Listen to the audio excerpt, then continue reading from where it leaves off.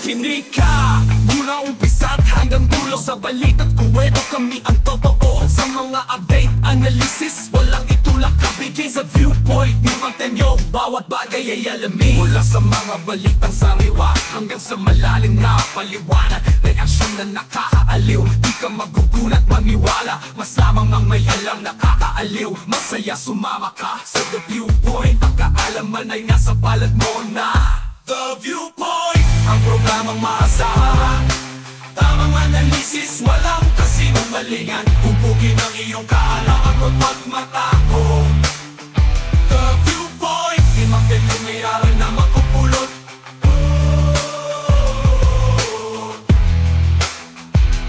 May aral na makupulot. Manatili sa unahan, huwag kang aatras. Mga usapang seryoso, magreaksyon maangas. Sumali sa usapan, ang iyong boses ibahagi. Inspirasyon at impormasyon, puro tama walang mali. The Viewpoint, ang programang maasahan. Tamang analisis, walang kasinungalingan. Hubugin ang iyong kaalaman at magmatako. The Viewpoint, di Mantenyo may aral na makupulot.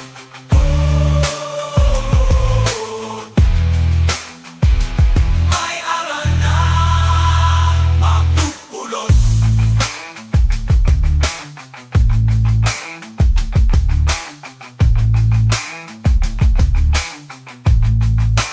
Whoa!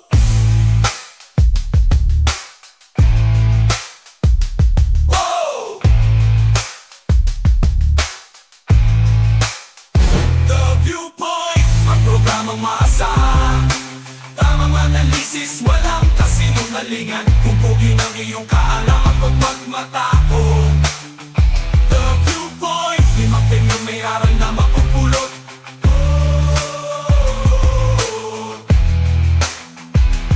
May aral na makupulot.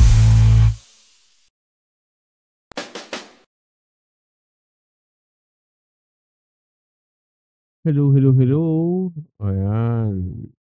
Good morning, good afternoon, good evening to each and everyone. Welcome to The Viewpoint with Mang Temyong. Mang Temyong now, signing in. Saan man kayo naroon, ano man ang inyong pinagkakabalahan, sana'y lagi kayo nasa mabuting kalagayan, kapiling ng inyong mga mahal sa buhay. Special shout out sa aking panyero, I am Sean Wayne.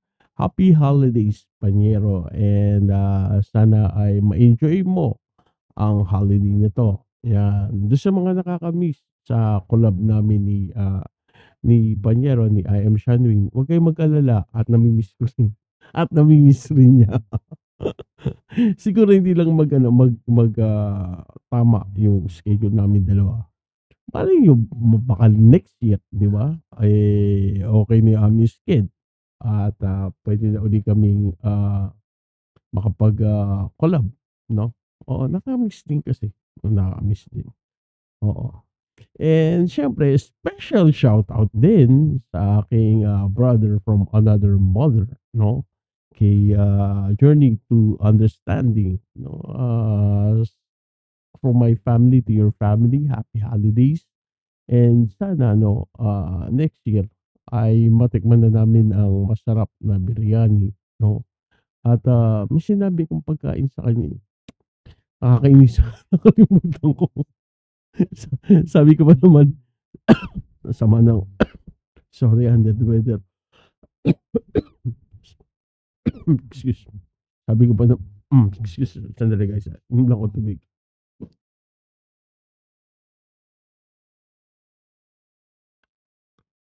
Sabi ko pa naman oo, aalalahanin ko para makatingin tayo. Yan. Ayan, no. Yun.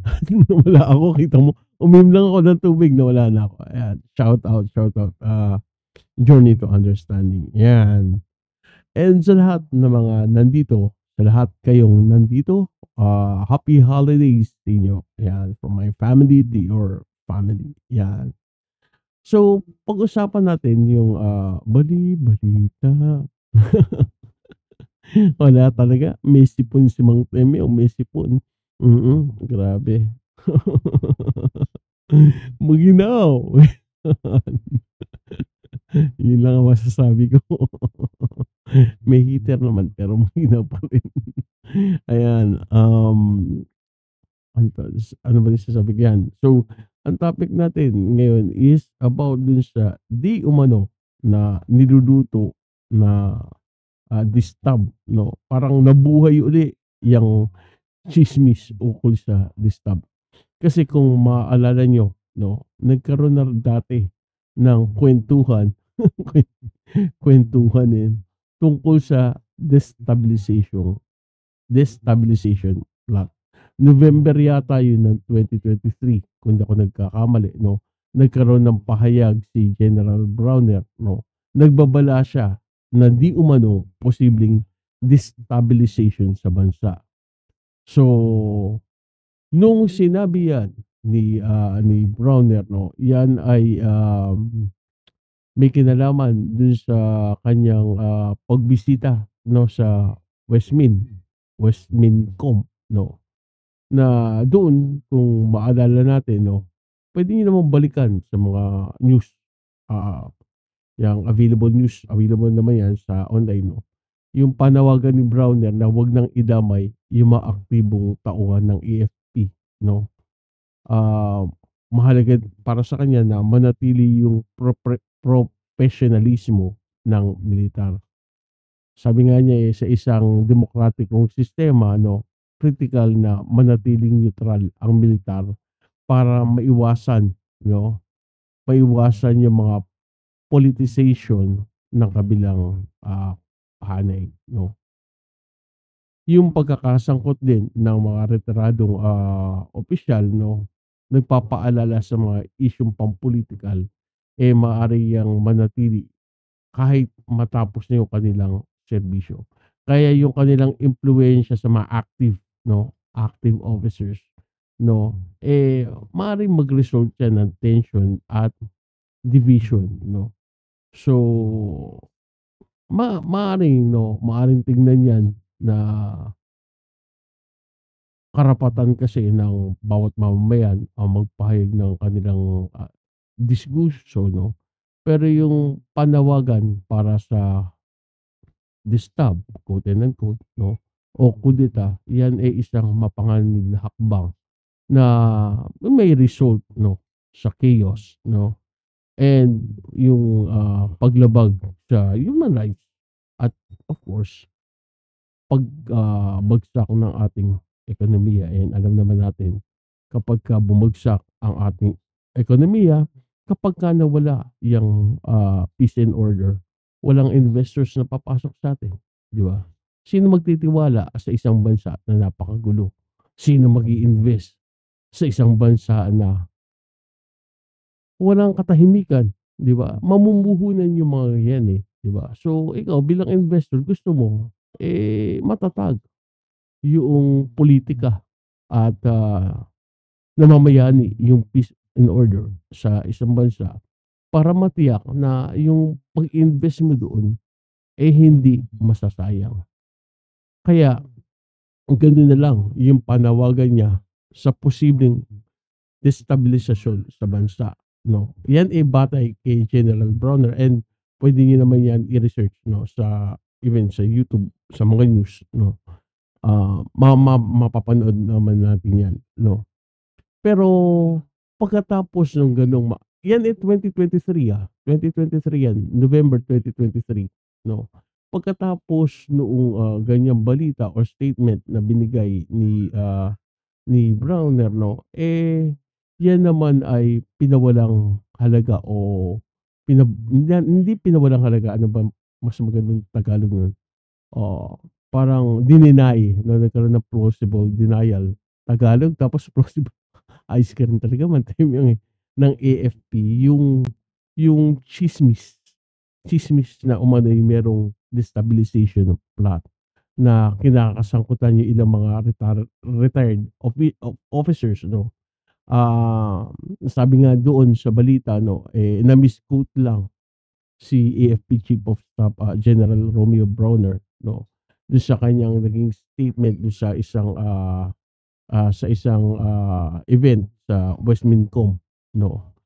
Kaya ayon dun sa mismong spokesperson na, si Colonel Aguilar yata yun 'no, sabi niya dun, nagbigay lamang yan ng babala sa mga sundalo na 'wag maki-join, 'wag makilahok sa, anumang tangkang, mag-disturb 'no or guluhin ang gobyerno. At batay pa rin sa, spokesperson sabi niya, pinapaalalahanan lang naman ni General Browner yung mga tauhan ng AFP na manatiling propesyonal at tapat sa kanilang tungkulin na protektahan yung bansa at maging ang, mamamayan natin 'no, maging si National Security Advisor Eduardo Ayon 'no, na naging, AFP chief din panahon yata 'to ni PRD 'no. Sabi niya, walang destabilization plot sa hanay ng mga dating opisyal na militar. Sabi pa niya, bagamat siguro may mga kritisismo at talakayan mula sa ilang mga retiradong opisyal, in relation sa mga policies ng present administration 'no, ay sabi niya, ano lang 'yan, democratic space lang 'yan 'no.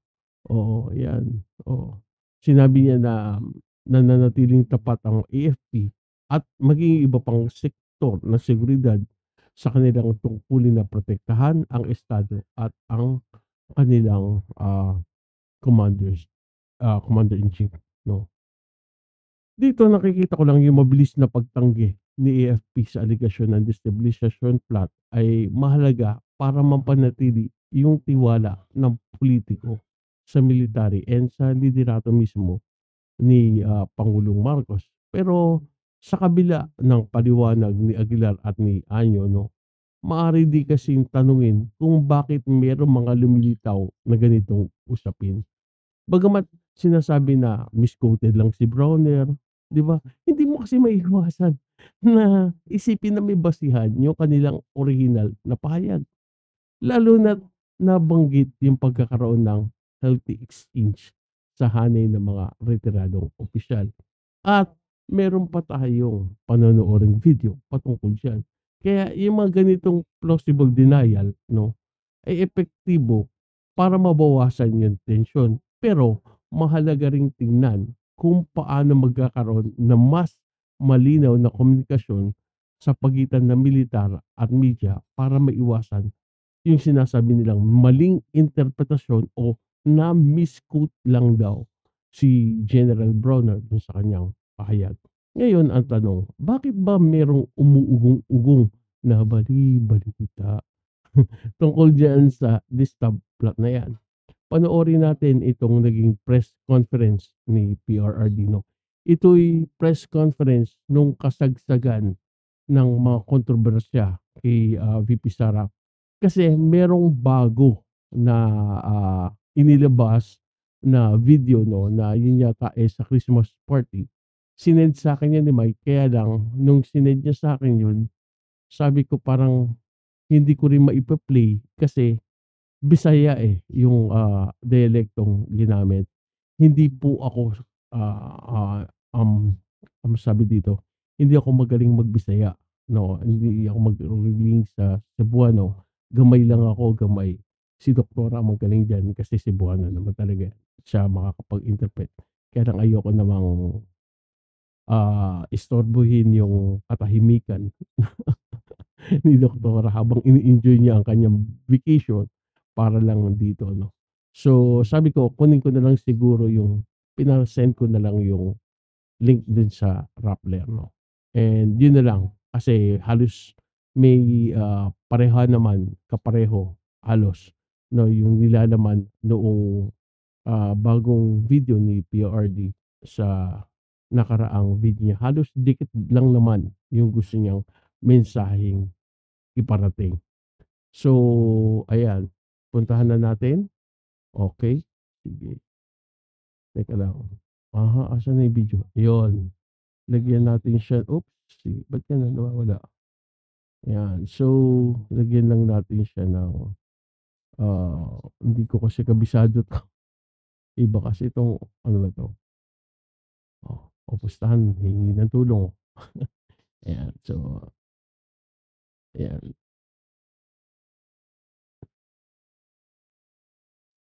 So, tingnan natin, ayan.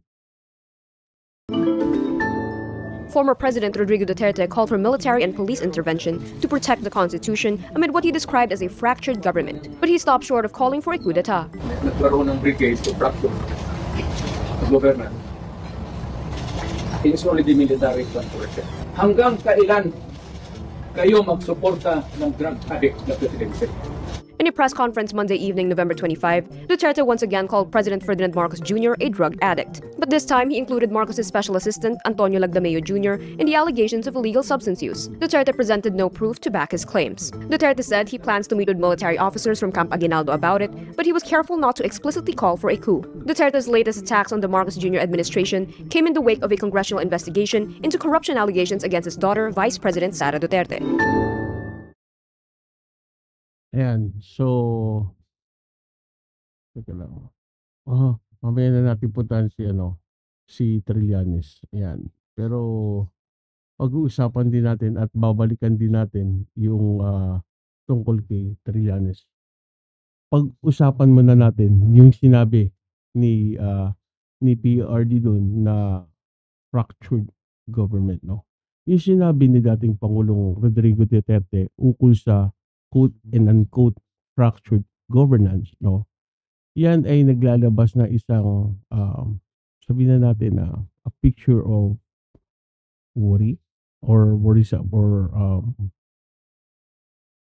um, nakakabagabag, nakakabagabag ba, 'no, sa current situation ng politics sa Philippines. So, yung paggamit niya nung salita na fractured, 'no, only signifies or nagpapakilala, nagpapahiwatig ng walang, o kawalan ng koordinasyon or say weakness o division, 'no, or being divisive o divisiveness sa pamahalaan na nagdudulot ng isang pangbansang krisis na ayon sa kanya, 'no, tanging militar lang ang magkakaroon ng kakayahan or makaka-solve nito, 'no.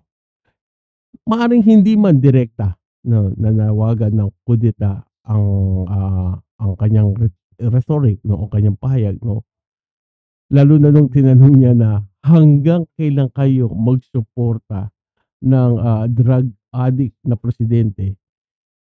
Yan kasi yung kino-convey na message niya, 'no, direkta sa militar na parang nagbibigay ng space para sa isang interpretation na maaring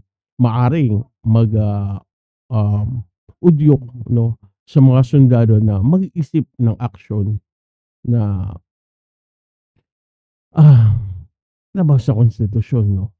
Kasi yung pagsasabi lang na o yung pagsasabi na yung militar yung, basyo or tanging,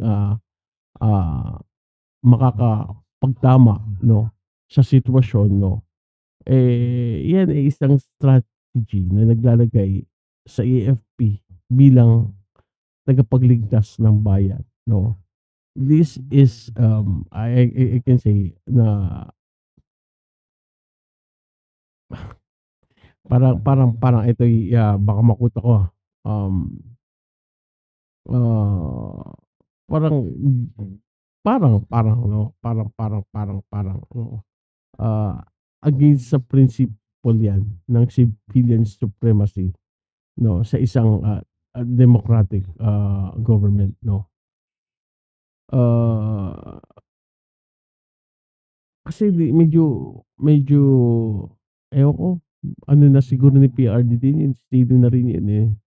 May mga ilang mga kalabuan kasi siya, may mga ilang mga statement kasi siya na, ah, puwede nating sasabihin na paano ba masabi nito, parang nag-i-incite, inciting to sedition, parang inciting to sedition, no? Nung sinabi niya na hanggang kailan kayo susuporta ng drug addict, di ba? At yung sinabi niya na ang tanging militar lang, no, ang makakapagpatama o makakatama ng mga sitwasyon o mga kaganapan na nangyayari ngayon, no. Yung mga ganito kasing double meaning, no, maaari kasing magdulot yan ng diskurso sa loob ng AFP at maaring magbigay ng inspirasyon sa iilang grupo na mag-aklas laban sa kasalukuyang administration. So sa sa context kasi, no, ng history ng Pilipinas, there are incidences na nagkaroon ng military intervention, di ba? Naalala niyo ba yung nangyari sa EDSA, di ba? The first EDSA, di ba? And even after the EDSA of 1986, may mga nangyayaring mga pagkukudeta, di ba, sa pangunguna nga ni Colonel and former Senator Gringo Honasan, di ba? Yung mga sinasabi kasing ganito ni Duterte, medyo delikado dahil maari kasi itong magbunsod ng destabilization sa government. Maybe hindi naman niya direkta yung kanyang panawagan, pero yung mga ganitong pahayag, no, maaaring maglagay sa democratic government or democratic institution sa hindi magandang kalagayan, no, o maaring basta hindi magandang kalagayan. Kaya mahalaga na ang mga military, no, ay maging tapat sa kanilang tungkuling sinumpaan at manatiling non-partisan or non-political at matiyak nila na hindi sila magagamit bilang instrumento ng personal ng interes ng sinumang politiko. Ngayon, puntahan naman natin yung kay Trillanes, no. Ay, nalulungkot ako. Bakit ba ganyan? Kasi yung mga ganito, balikan lang natin yung yung kay PRD, no. Hindi kasi natin matatawaran din, guys, na ang military talagang malapit kay PRD yan. Even the kapulisan. Kasi pinahalagahan sila ng sobra-sobra ni PRD na wala naman ako nakikitang mali doon, di ba? Dahil sila ang tagapagtanggol ng ating bayan. So, marapat lang na bigyan sila ng karampatang atensyon at ibigay ang nararapat na para sa kanila. Which sa ngayon, merong problema yata, no? Dahil batay sa news sa Philippine Star, kung hindi ako nagkakamali. At yun naman i-discuss natin, no, na may mga disgruntled active, AFP officials, even PNP at maging yung mga retirado patungkol dun sa pagtapyas sa kanilang budget.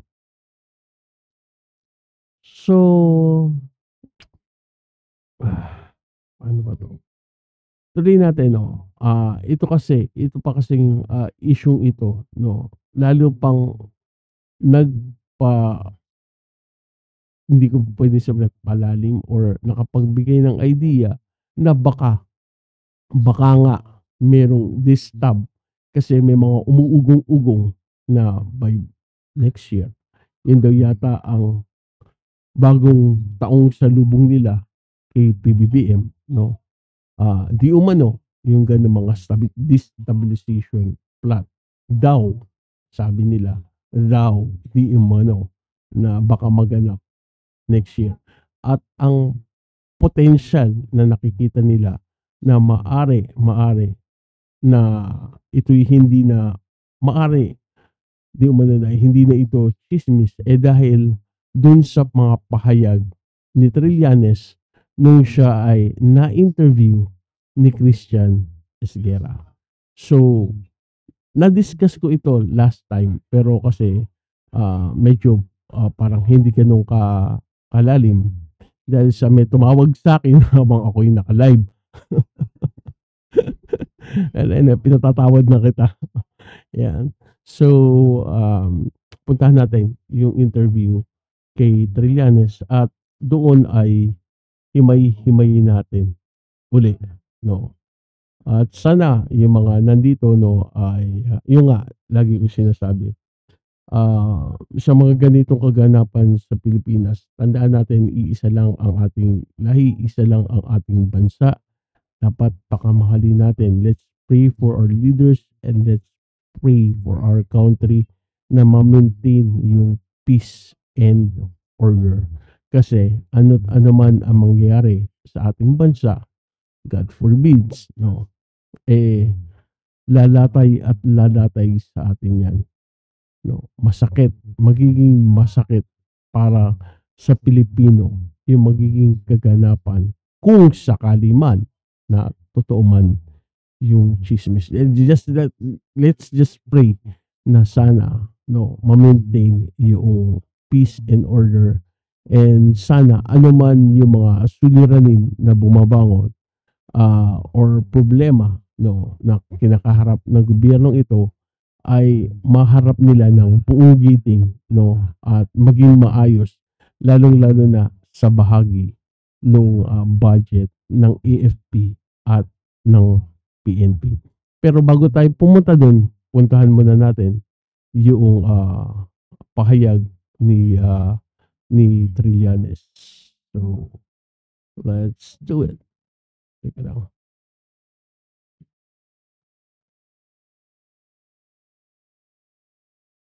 Yan.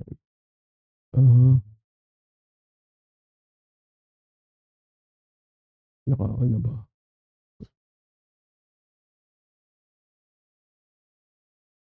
So, puntahan natin. Ouster through something similar to EDSA 2 or impeachment. Baka siya naman na ma-impeach, di ba?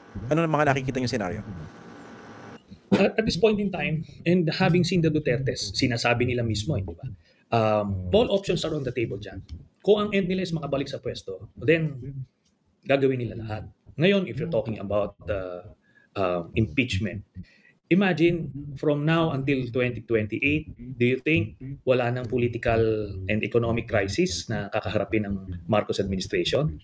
For sure meron yan. Pagka nagkaroon lang ng isang socio-economic or political crisis, ditong pwersa nila Duterte, having survived the impeachment, assuming, ano sila? They would just be waiting in the wings to take over when they need to. So, ang pinag-uusapan dito is yun tungkol sa kung dapat bang ma-impeach si Sara Duterte. For Trillanes, no, sa kanyang viewpoint, dapat ma-impeach. Kasi kung hindi ma-impeach si VP Sara at tuloy yan, no, tuloy sa kanyang pagiging vice president, tuloy sa pananatili sa kapangyarihan, maaring sabi nga magkaroon ng pagbaligtad or what do you call this, table turn, gano'n,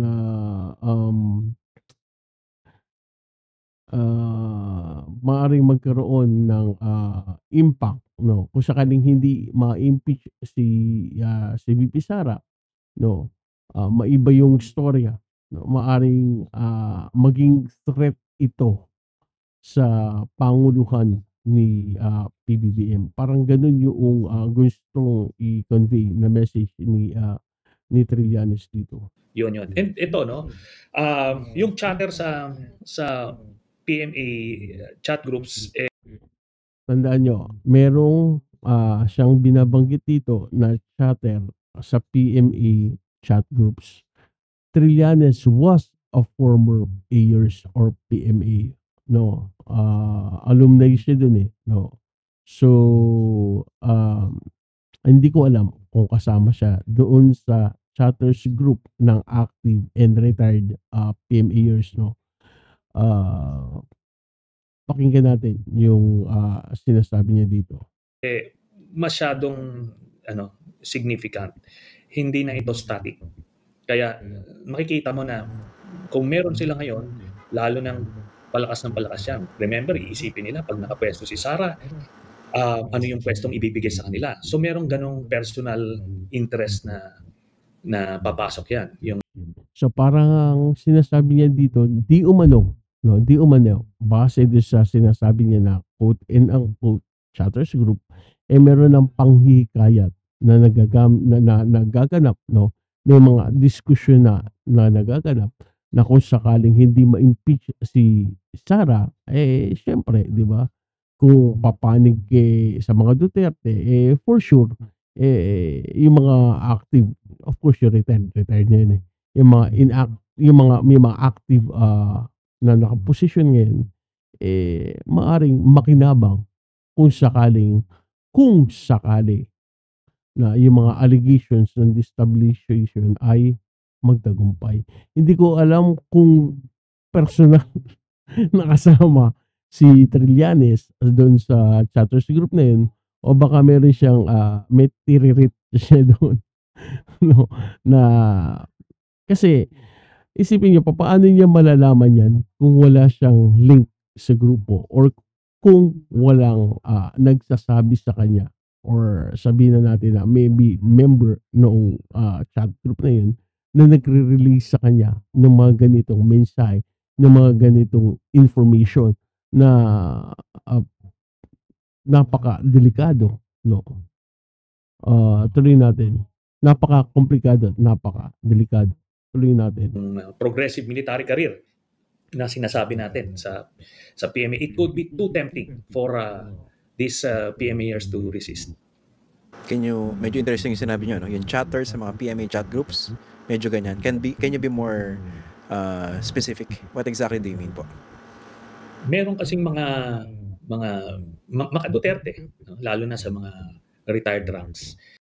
And yes, we cannot deny na talagang meron pa rin maka-Duterte dyan at sabihin na natin, yung loyalty nila, lalo na sa mga retirado, naki-Duterte. Gaya nga na aking nabanggit sa inyo, masisisi niyo ba kung sakali maging loyal, yung loyalty nila, the retired yung mga retirado ang sinasabi ko, naki-Duterte pa rin. Nakinabang sila, paano ba yun, baka mamali ng nagkaroon kasi sila ng magandang benepisyo during the time of PRRD na na-prioritize ang military tsaka AFP pagdating sa budget. Whereas sa ngayon, gaya nga na sabi ko, no, pag-uusapan natin mamaya na for me, kung totoo man itong sinasabi ni Trillanes, kapag ka yung problema sa budget ng AFP at ng PNP ay hindi maresolba ng kasalukuyang gobyerno, hindi natin alam kung ano yung maaring next, di ba? We don't know. No. So, tuloy lang muna natin at mamaya pag-usapan natin mamaya yan. And masyado silang bold sa kanilang mga pronouncements. They're looking for any opening against the administration. And yun na nga, several months, a year or two down the road, what if magkaroon ng ganong crisis, papasok ito.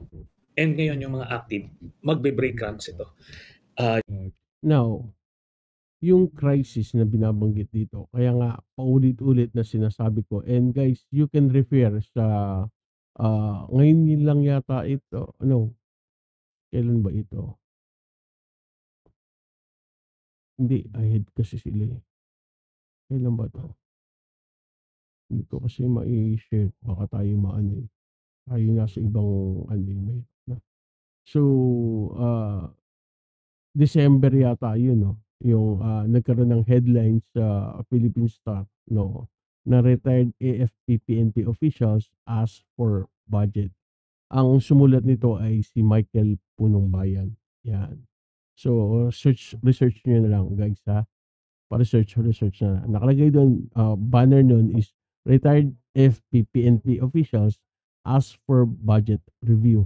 Kung bakit sila humihingi ng budget review, yan ay pag-uusapan natin maya-maya lang. Philippine Star yan, December 21, ang nagsulat si Michael Punong Bayan. So, tuloy lang natin. Tuloy natin guys. Yun yung nakikita natin. Kasi merong, may active, mga proactive na nagre-recruit at nagbubuyo, nag-agitate. Yun ang mahirap. So may mga proactive na nagbubuyo at may agitator. No. Okay. Doon kasi Kung sa yun- panahon ni May sumusulsul. Yung wala. Hindi umano, may nanunulsul. So, tuloy. idagdag ko lang, Christian. Doon kasi Go sa panahon ni Pinoy and neto ni Duterte, walang active recruitment, walang agitation, walang ano. Pero ngayon meron eh. Noong panahon ni Pinoy tsaka panahon ni Duterte, walang active agitation. No, walang nanunulsul. Ibig sabihin, during the time of Pinoy and PRD, chill lang ang mga nasa militar. Chill lang ang mga nasa PNP. Bakit kaya? Ang masasabi ko lang dito ay yung panahon ni PRD, which hindi natin madidinay uli na binigyan niya pagpapahalaga at mataas na importansya ang mga nasa militar, maging sa kapulisan. Just imagine kapag ka merong, hindi lang in terms of sweldo di ba? Mapapansin natin during the time of PRRD, no, pagka merong nasugatan, kapag ka may na-hospitalize or ano pa man, no, sa pagtupad ng kanilang tungkulin, makikita mo pumupuntang personal si PRD at dinadalaw yung kanyang mga kasandaluhan. So, siguro hindi lang to in terms of monetary help or hindi lang in terms ng pagdagdag ng kanilang sweldo, pero nakita kasi nila yung sinseridad, no, yung pagpahalaga ng commander-in-chief sa kanila during the time na lowest point ng kanilang buhay, kung saan isinugal nila yung kanilang buhay para pagtanggol ang kapayapaan ng ating bansa, and makita mo ang isang pangulo na dumadalaw sa iyo, ibang klase yun, di ba? Yun ang tagpo sa buhay mo na kailanman ay hindi mo malilimutan. Kaya sabi ko nga, hindi natin masisisi if may mga active or mga retired officers na nakakakitaan pa rin ng loyalty kay PRRD. I cannot speak dun sa part ng kay Pinoy kasi hindi pa ako ganong active sa no. Ako pa ako active pagdating sa political blogging and ayoko magsalita sa mga bagay na hindi ko alam. So, tuloy natin. Kaya yun ang danger. May mga disgruntled pa. Wait, may active recruitment as we speak? Nire-recruit ng mga retired yung mga... What exactly do you mean? Hindi. Okay. Merong mga grupo naghihikayat, sabihin natin. Nawala. Yan, Okay. nakabalik na kayo. Yan. Nawala kayo. Okay, you were saying, may, yung paki-clarify, no? Para hindi kayo ma-misconstrue. Ano yung sinasabi Yes, ng active recruitment? Ganito kasi, yung based on our experience, may phases yan. Meron yung socialization phase, yung agitation phase. Then, pag nakita mo na receptive, yung mga opisyal, doon ka nalilipat doon sa recruitment phase. Ito na, yung recruitment, mas malalim na yan. Talagang pinapasok ka na doon sa buong conspiracy. Then the third stage is organizing stage. Alam mo na kung ano na, saan ka in the organization, then sama na dyan yung planning, then yung mobilization na. Yung tatawid na kayo, mag-execute na kayo. Dito, sa nakikita natin, dito pa lang sila sa socialization/agitation phase. Since, kailan ba ito nag-start? Since late 2022, nung nagsimulang gumalaw yung mga pro-Duterte retired generals, nangangalabit sila, nag-agitate sila. To be fair, wala namang kumakagat. So, ang claim ni former Senator Trillanes, 2022 pa, no, may mga kumikilos-kilos na coming from the retired military, no, na parang nagre-recruit na daw, no. So 2022, and then yung binanggit kong balita sa inyo na sinabi ni General Bronner na parang merong this stabilization plot year 2023, November, at counter naman yun ni Anyo at nung kanyang spokesperson na misquote lang siya, same 2023 din, no. the active officers remain true or So, bakit ko pala sinabi yun? Kasi baka posible nga na yung sinasabi ni Trillanes na 2022 pa. Di ba? Nagkakaroon nga ng recruitment and yung nga 2023 maaring nakarating sa kaalaman ni Bronner. Kaya nga nagbabala siya, di ba, sa mga active officers na huwag magpainganyo doon sa mga kung sakali mang may nagre-recruit sa kanila. Di ba? Na manatili silang tapat sa sinumpaan nilang tungkulin at sa konstitusyon ng bansang Pilipinas. obedient to the chain of command and the Constitution. So, walang kumakagat. But, ang sinasabi ko, merong constant na naghihikayat. And given the right opportunity and motivation, pag merong kumagat dyan, yun ang komplikasyon. Remember, Now, this is the fear. No. Kung totoo tong sinasabi ni Trillanes, kung na if, no, yung mga allegations niya, may mga disgruntled officers ngayon and yung pinare-review yung budget, no. So kung what if pabayaan ito ni PBBM at hindi sila mabigyan ng tamang atensyon, ito na kaya yung maaring maging spark na sinasabi niya, di ba? We don't know.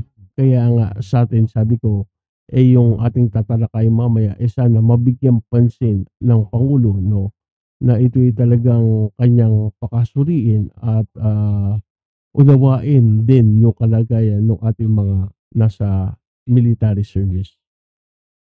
remember, it will only take one brigade commander or one division commander to start the ball rolling. Di ba? Okay. So, yun. Okay. Kung ito yung mga senaryo na nakikita nyo po, no, what should BBM do now?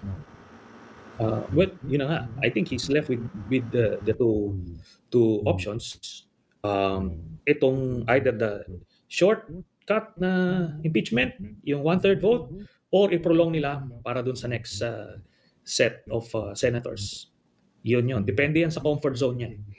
Kung nakita niyang, kasi may 5 ngayon eh. May 5 ng boto yung acquittal ngayon. Kahit na hindi na, I don't see these people changing their minds. So ngayon, 3 na lang yung kailangan nilang kuhanin. That's parang reachable goal yan.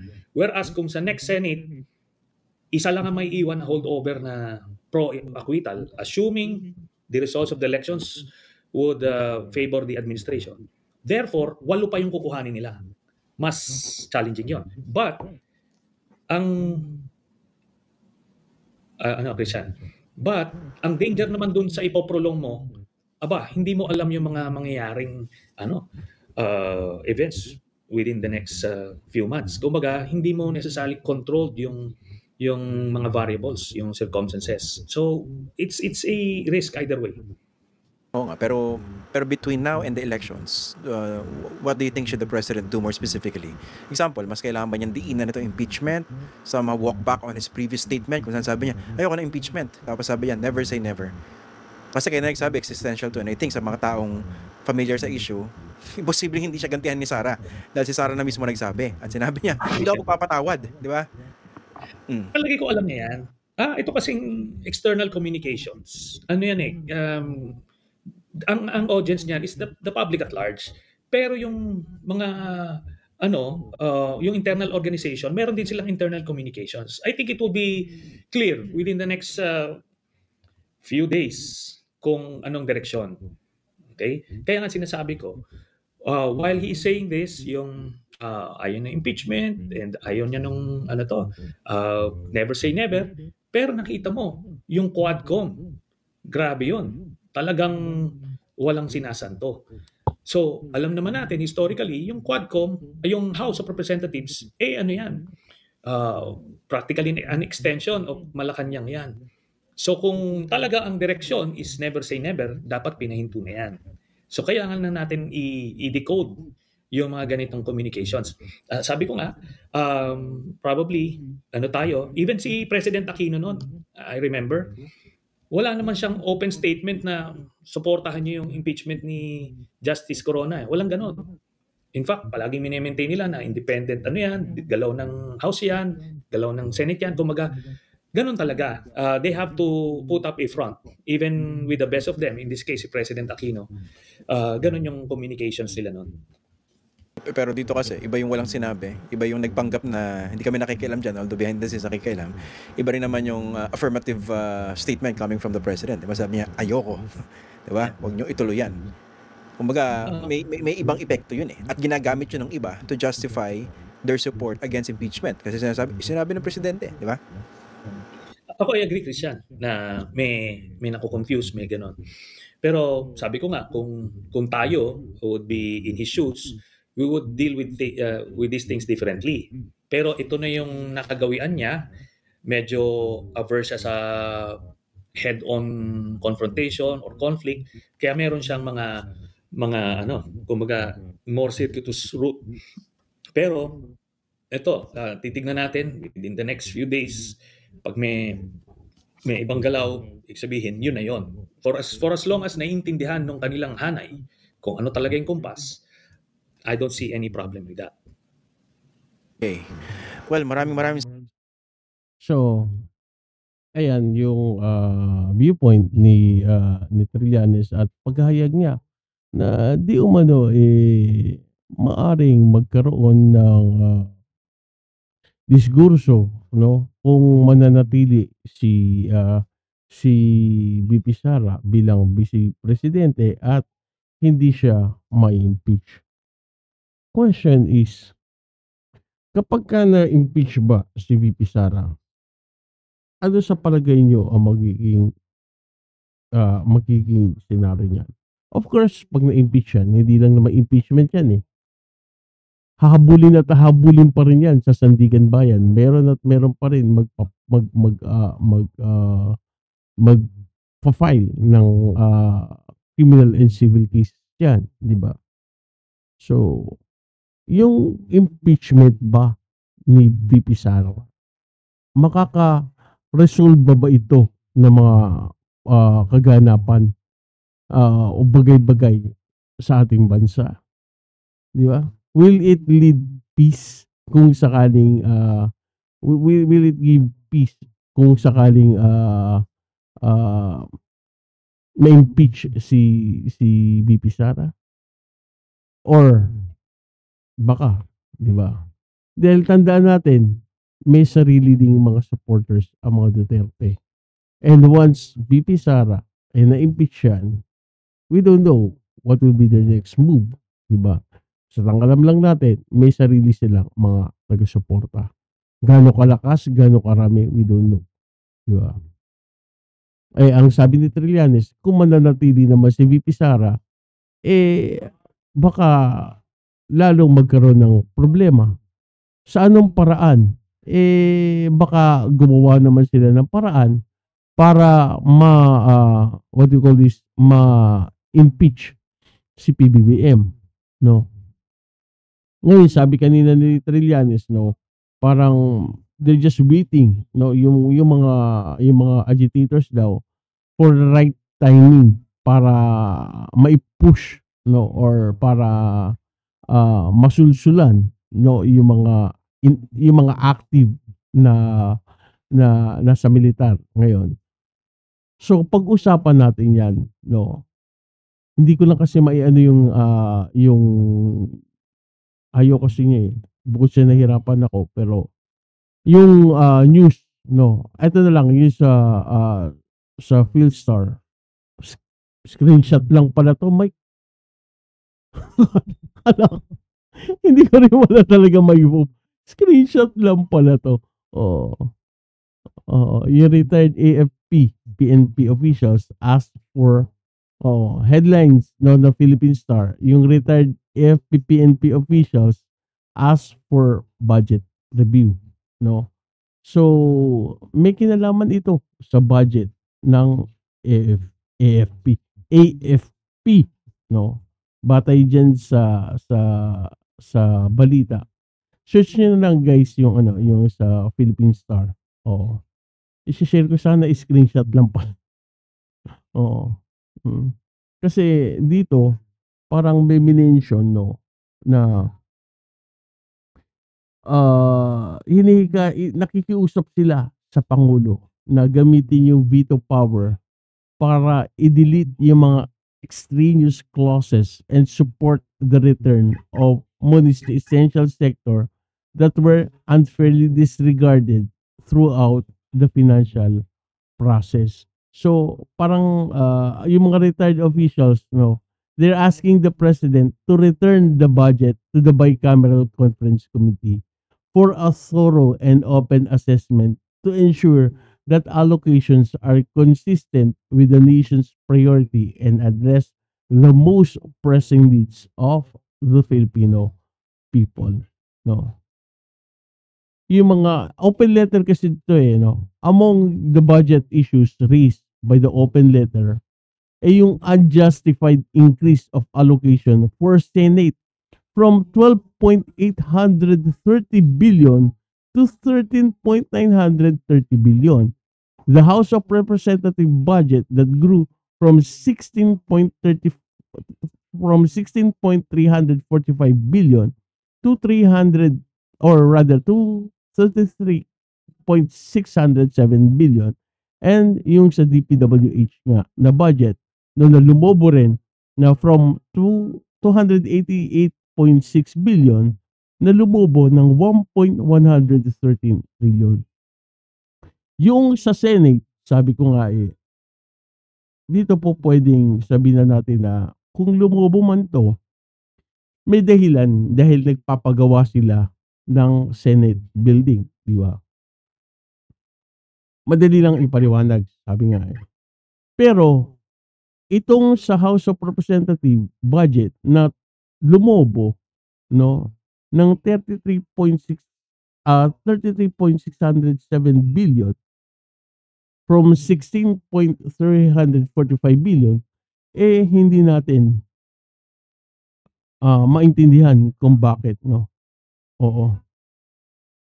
Maging yung insertion ng AKAP, kinwestiyon din ito ng mga nasa militar. Yung 26 billion na inad sa AKAP, di ba? Kasi sabi ko nga sa inyo, ako tutol dyan sa AKAP na yan. Bakit? Kasi may AX na, may 4Ps na, para saan pa yung AKAP na yan? Di ba? Hindi ko nga alam kung merong matatag na na procedures or rules or ano pa ba yung tawag doon? Di ba? Sa pag-i-implement niyan. Kasi parang out of the blue, bigla nang may AKAP na lumabas. Di ba? At pinondohan. At sabi nga ni Senator Coco Pimentel, ang Senado nga daw hindi pabor diyan. Pero nasama sa insertion ng budget. Di ba? So yan ang isa sa mga gustong ipasilip, no? Ipakita or what do you call this? Ipaalam ng mga retiradong opisyal ng militar, ang mga retiradong opisyal ng pulisya, maging ng Coast Guard, no? Yung batay dun sa kanilang open letter, no? Oo. Yan may kinalaman kasi doon sa pagkaka-align noong budget para sa 2025 sa mga priority, no, na budget or pangunahing priority ng bansa, no. Yung mga points na binanggit nila, dapat talaga ito masuri, no. Lalo na yung konteksto ng wastong alokasyon ng funds para sa defense, security at iba pang mahalagang sektor, no. Isa nga gaya nga na aking nabanggit kanina, nabawasan kasi sila ng 15 billion, no, mula sa AFP modernization program. Oo. Kapagka binawasan mo yan nakakapagpahina ng kakayahan ng militar para ma-improve nila yung kanilang serbisyo, no? Halimbawa, yung makabili ng, modern na mga kagamitan at matugunan pa yung, yung challenge na kanilang hinaharap pagdating sa pagpapatupad ng seguridad ng ating, bansa, no? Isa pa nga yan, ang issue diyan is kung bababaan mo yan, tandaan natin may mga coast guard tayo na ang pangunahing tungkulin nila ay idepensa yung ating West Philippine Sea, no? Papaano nila magagawa yun, 'di ba? Kung kulang yung kanilang budget, 'di ba? Kaya eto, no, yung maging yung akap nga, no, oo.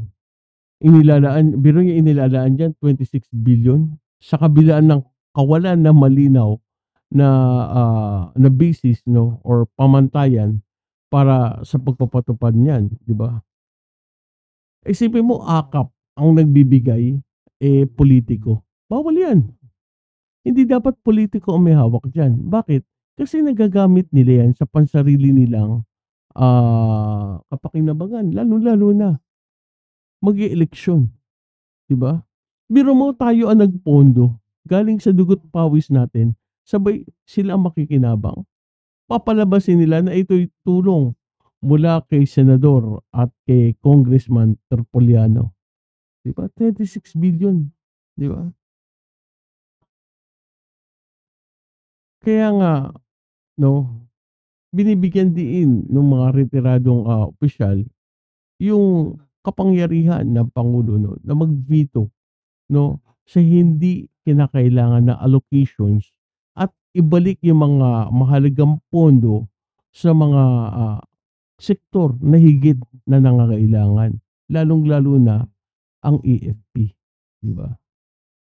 Pero sa kabila nito, sinabi naman nila, nananatiling neutral ang AFP, sabi nga ni General Bronner, no, at patuloy yung kanilang pagpapahayag ng tiwala sa desisyon ng pangulo na isa sa katuparan yung pag-review ng budget, no.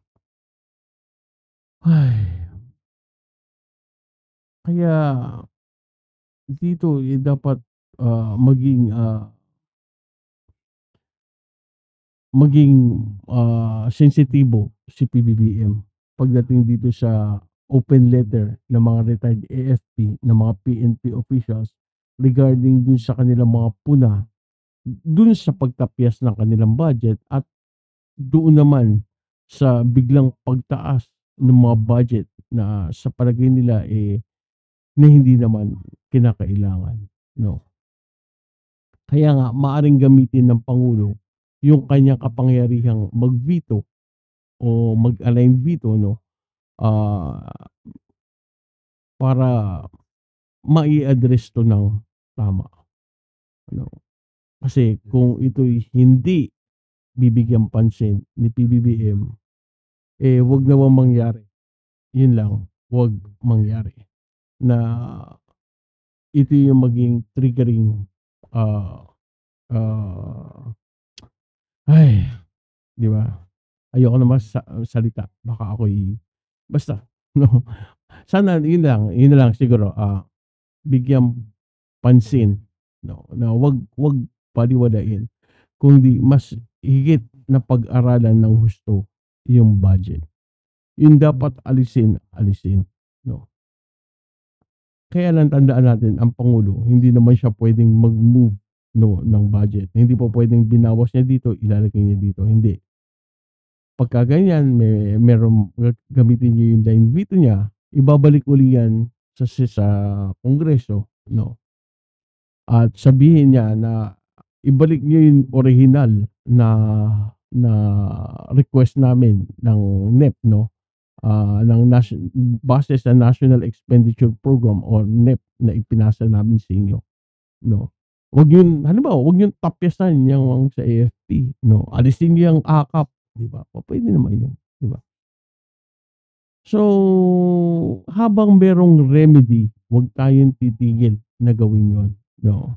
Pag-aralan maigi ang dapat pag-aralan at iwasan ang dapat iwasan para makapanatili yung bansa nating payapa at malayo sa anumang gulo o kapahamakan. Tandaan natin, iisa lang ang bansa natin, Pilipinas. Iisang lahi lang tayong lahat.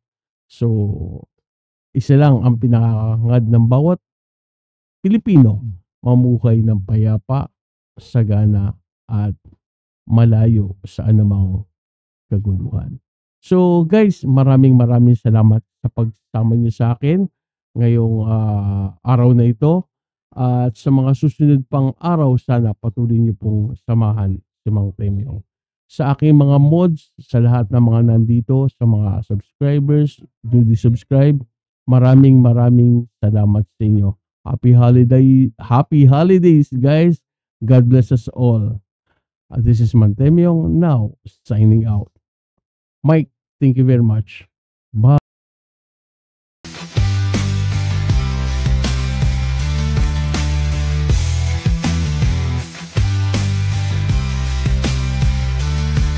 We are pulse, the heartbeat, the beat. What's happening now? From street to elite with Max and Young. Take your seat, the viewpoint with knowledge and passion meets. Stay ahead, stay sharp, don't lag behind. In-depth discussions, expand your mind. Join the conversation, let your voice find inspiration and info, the perfect kind. Tune in, listen close, here's the deal. Bite-sized episodes, we keep it real. Updates on events, the latest drill. Mang Temyong's view got the perfect with your pulse, the heartbeat, the beat. What's happening now? From street to elite with Mang Temyong. Take your seat, the viewpoint, the knowledge and passion meets.